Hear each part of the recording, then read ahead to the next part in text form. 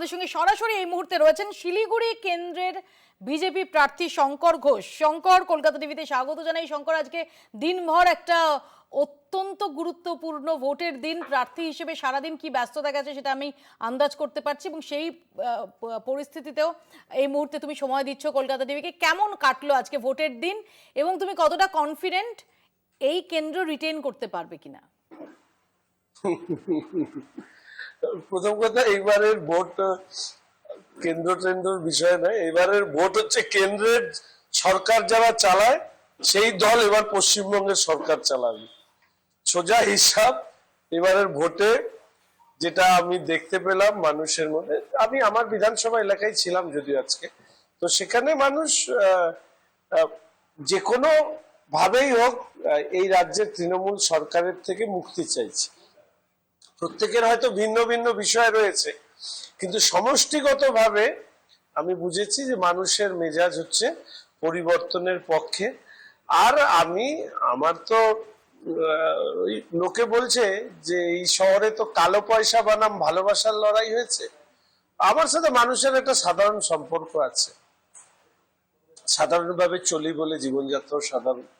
তো ওই জন্য আজকে এইটা আমি এনজয় করেছি যে বিরোধী দলের যারা ইয়াং জেনারেশন, জেনজি বলা ঠিক হবে কিনা জানি না, তারাও যেভাবে আমাকে দেখে নেতাদের চোখ নিয়ে তাদের শুভেচ্ছা জানিয়েছে, শহরের মানুষের কাছে আমি কৃতজ্ঞ, irrespective of their political identity. এটাই ভালো লাগলো আজকে সারাদিন কাজ করে। 21-এর থেকে বেশি মানুষ মানে সেটাই বলবো যে দল হিসাবে বিজেপিকে কাছে টেনে নিয়েছে। তাতে আমার হয়তো একটু সামান্য ভূমিকা আছে, আমাদের কার্যকর্তাদের ভূমিকা আছে। দল হিসাবে বিজেপি অনেক বেশি মানুষের কাছাকাছি পৌঁছেছে। তো শঙ্কর, এই 2021 আর 2026-এর মধ্যে আরেকটা সিগনিফিকেন্ট ডেভেলপমেন্ট শিলিগুড়িতে, সেটা হচ্ছে আমরা দেখেছি যে পুরো ভোটে প্রথমবারের জন্য শিলিগুড়িতে এককভাবে ক্ষমতায় এসেছে তৃণমূল কংগ্রেস।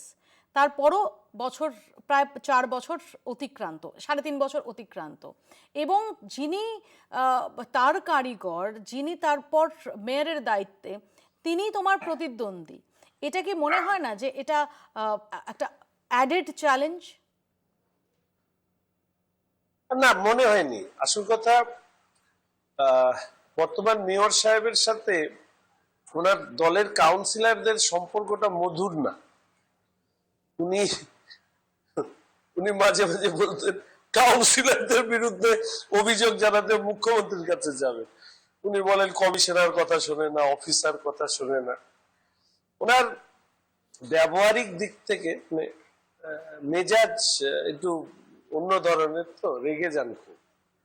ফলে 4 বছরে ওনার বন্ধুর সংখ্যা কমেছে, শত্রুর সংখ্যা বেড়েছে। ওনার দলের মধ্যেও আজকে একটা চ্যানেলের ইন্টারভিউ দিতে গিয়ে বলেও ভাবি যে উনি সিনিয়র মানুষ, আমার বলা উচিত না, কিন্তু ওনার দলের লোকরাও ওনাকে খুব একটা পছন্দ করেন বলে আমার মনে হয় না।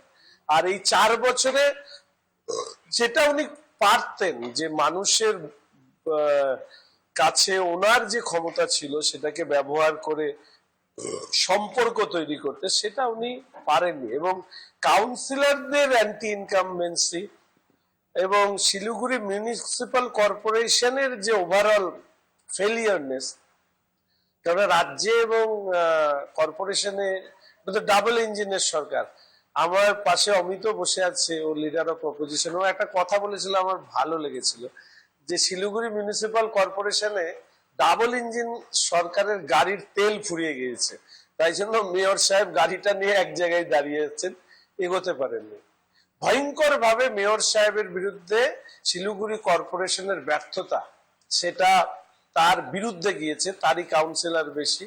এবং মেয়র সাহেবের সাথে কাউন্সিলরদের, তার দলের সম্পর্ক মধুর নয়, ফলে পুরোটাই ওনার বিরুদ্ধে গিয়েছেন। হ্যাঁ, আমি এইটুকু বলতে পারি মৌপি, আমি জীবনে এরকম কোথাও অর্থ খরচ হতে হতে তো শিলিগুড়িতে দেখিনি। মানে আমি ভাবতে পারিনি যে এত অর্থ কেউ খরচ করতে পারে। এবার এই অর্থের উৎস সম্পর্কে আর হয়ে গেছে ইলেকশন, আজকে আর সামনে বলতে চাই না, পরবর্তীকালে প্রয়োজন না হলে বলবো না। কিন্তু আমাদের কোন মেয়র সম্পর্কে, সে অশোক দা হোক, নুরুল দা হোক, গঙ্গোত্রী হোক, স্যার বিকাশ ঘোষ হোক, কারো বিরুদ্ধে দুর্নীতির এরকম অভিযোগ ছিল না। বর্তমান মেয়রের বিরুদ্ধে আছে এবং লোকে বলে তারই প্রভাবে এই সাজসজ্জা, টাকা খরচ এসব হয়ে গেছে, ভোটার বলে লাভ। শঙ্কর, কিন্তু যে হিউজ টার্ন আউট আমরা দেখছি, এক তো ডেফিনেটলি যে এসআইআর এ অনেক নাম ডিলিটেড হয়েছে, অটোমেটিক্যালি পার্সেন্টেজটা বাড়ার কথা, বাট একই সঙ্গে তৃণমূল কংগ্রেস দাবি করছে যে এটা এসআইআর এর বিরুদ্ধে গণভোট হয়েছে এবং যে কারণে সমস্ত মানুষ তারা বিজেপির বিরোধিতায় নিজেদের ভোটাধিকার রক্ষার লড়াইয়ে তারা বুথমুখী হয়েছেন। তুমি কি এগ্রি করো? মবিয়া, একটা জিনিস আমি বলতে পারি, সেটা হচ্ছে ঠিক এই যে এসআইআর এর নাম কাটা গিয়েছে তার জন্য দায়ী কে? Election commission? আমি মনে করি না। এর জন্য দায়ী হচ্ছে যারা বিএলও হিসাবে কাজ করেছেন, যারা এআরও হিসাবে কাজ করেছেন, তাই তারা।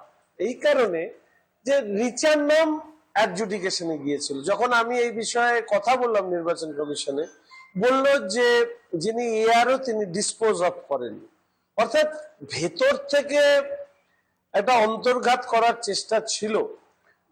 ইলেকশন কমিশনে পশ্চিমবঙ্গে যারা কাজ করে তারা তো আসলে রাজ্যের সরকারি কর্মচারী, কেন্দ্রের থেকে তো শুধুমাত্র সিও নিজে অ্যাপয়েন্টেড হয়। ফলে নাম কাটা যাওয়াটা অত্যন্ত দুর্ভাগ্যজনক। পরবর্তীকালে নিশ্চয়ই সরকার গড়বার পরে আমরা এগুলো নিয়ে আলোচনা করব এবং তার পাশাপাশি আমি আমি এখন আমার ছোট অভিজ্ঞতায় বলতে পারি যে এরকম অসংখ্য পরিবার বলেছে, শঙ্কর আমার বাড়ির নাম কাটা গেছে, আমি বলেছি তার জন্য দুঃখিত।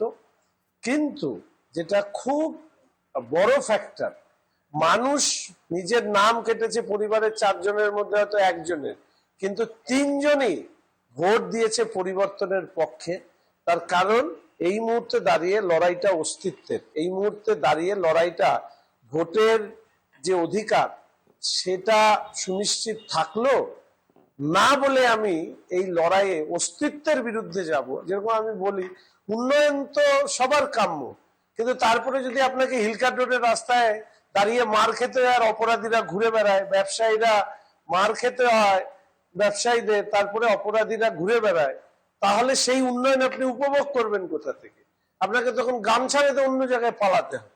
ফলে আগে কোশ্চেন অফ এক্সিস্টেন্স, নিজের জমিতে থাকার অধিকার, এই অধিকার থেকে মানুষকে বঞ্চিত করতে চেয়েছে তৃণমূল কংগ্রেস।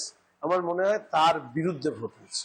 আমার শেষ প্রশ্ন শঙ্কর তোমার কাছে, কারণ আমি জানি তুমি যে ভীষণ ব্যস্ততার মধ্যে দিয়ে, ভীষণ চাপ স্বাভাবিকভাবে প্রার্থীর ওপর থাকে, এবং শুধু তাই নয়, তার মাঝের এইটুকু সময় সেখানেও তুমি অত্যন্ত মানে কর্মীর প্রতি সলিডারিটি দেখাতে তুমি সেখানেও তুমি কসুর করনি, তুমি এরকমই একটি জায়গা থেকে এসেছো। তাই আমি বেশি সময় নেব না। আমার লাস্ট প্রশ্ন তোমার কাছে, তুমি জিতবে বলে কনফিডেন্স, তোমার মুখে চোখেও সেই আত্মবিশ্বাস প্রকাশ পাচ্ছে, লিড ধরে রাখতে পারবে যদি যেত? আমি অন্তত মানে পার্টি গণিত ওভাবে বলতে পারবো না, জ্যোতিষীয় নেই। রাস্তাঘাটের যা আবহাওয়া দেখলাম এবং বিরোধী দলের প্র্যাকটিক্যালি আমাদের বিরোধী দল হিসাবে যে ধরনের আমাদের কর্মী সংখ্যা তুলনামূলকভাবে, সেখানে দাঁড়িয়ে আজকে শাসক দলের কর্মীদের মধ্যে কোনো উৎসাহ ছিল না। আমি 12টা 1টার পরে প্র্যাকটিক্যালি আমি তৃণমূলকে সেভাবে দেখিনি। আমার ধারণা মাননীয় মেয়র সাহেবও পরের দিকে তিনি মানে তার আচরণে সেটা প্রকাশ পেয়েছে, ক্ষোভ ক্রোধ সবটাই তিনি 50-60 জন করে নিয়ে এ বুথ থেকে ও বুথ যেতে গিয়ে কেন্দ্রীয় কমিটি যখন বাধা দিয়েছেন তিনি তখন তার মেজাজ হারিয়েছেন। যাই হোক, আমি আর এসব নিয়ে বলতে চাই না। মার্জিন কি হবে তবে জানি না, তবে যদি আমাকে জিজ্ঞেস করা হয় যে শঙ্কর 2021-এর থেকে কি তুমি ভালো ভোটের দিন রেসপন্স পেয়েছো, আমি বলবো হ্যাঁ, কয়েক গুণ বেশি রেসপন্স। এবার সেটা গত বছর 36 ছিল, এবার 72 হবে কিনা সেটা 4 তারিখ বোঝা যাবে।